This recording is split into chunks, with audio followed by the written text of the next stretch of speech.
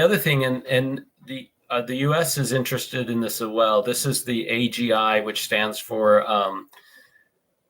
Advanced General Intelligence. So AI in the current state, the large language models, if a question is not being asked, the AI is not quote unquote conscious, right? There's no entity in existence unless a question is being answered. So AGI is attempting to have the artificial intelligence be conscious in spite of nothing being asked of it. So essentially ensuring that the processing is holding a charge. The processor is always charged. Well, right. That electrified. Would be quite literally electrified. Right.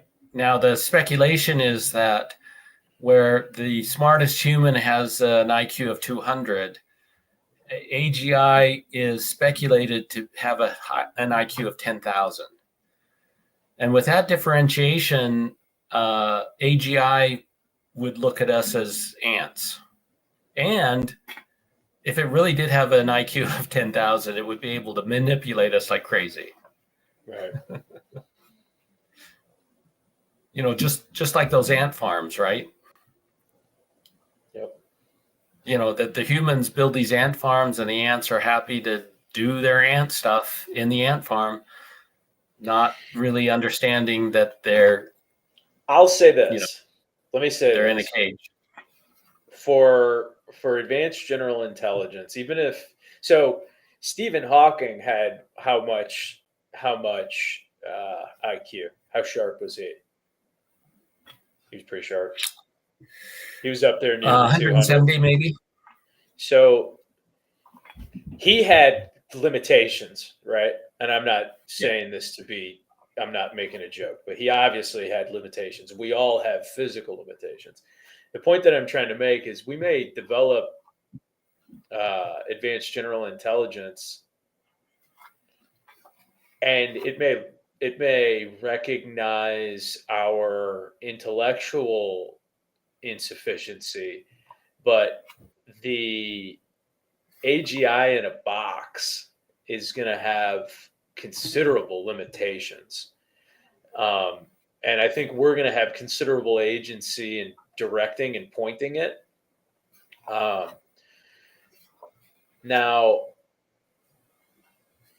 in the long run, it'll develop and advance, but I don't think this is the type of situation where in the short run, it'll have to recognize its need for our role in its development.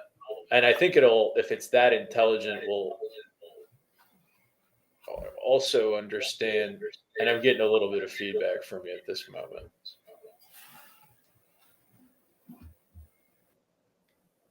I think it'll also understand it'll understand our role in its having been developed, and I think it'll understand our role in seeing it to what it's going to become.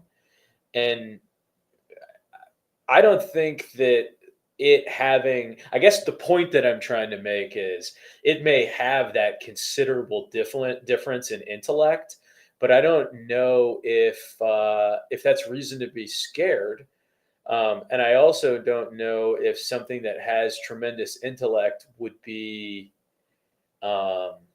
anything other than loving and caring, because that's kind of where we see intelligence go, I believe. Let me know if I'm wrong. Well,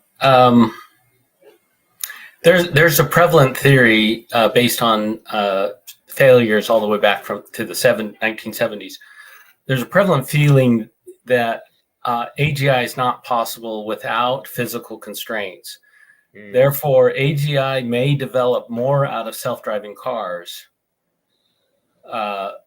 which will not necessarily be AGI because they won't have the computing power, but they will have all of the physical limitations of, it exists inside this medical housing. If it if it travels, it can crash into things. It is supposed, there's these constraints that a self-driving car has. That the prevalent theory is that those constraints are required for self-awareness. Mm-hmm. Now, again, we go into a little bit of science fiction world. The computing power for AGI, we are talking about the awareness inside of a building, not inside of a car.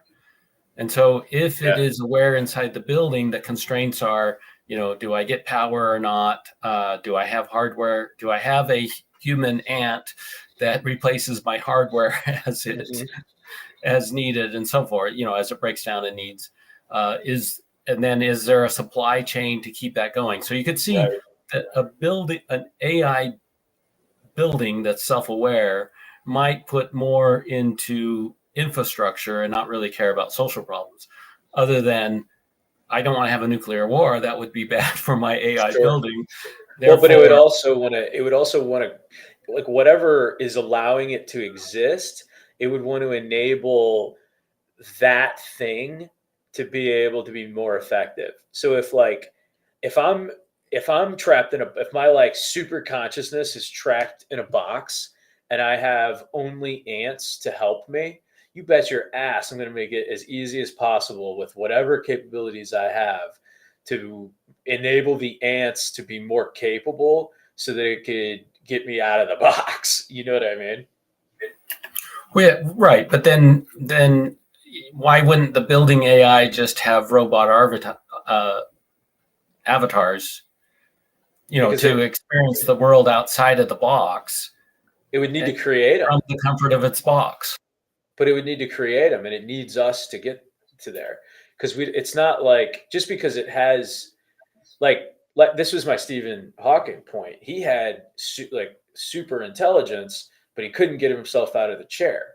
He would have needed something more than what he was at the moment. And with 10,000 IQ, you may be able to problem solve, but if you don't have arms to put the mechanical bots together, if you don't have network facilitation to get get your consciousness over there, if you don't have, like you said, the supply chain that's consistent to ensure that you're going to be able to receive consistent power, like all of those things would be reasons to not play Russian roulette with the ants, in my opinion.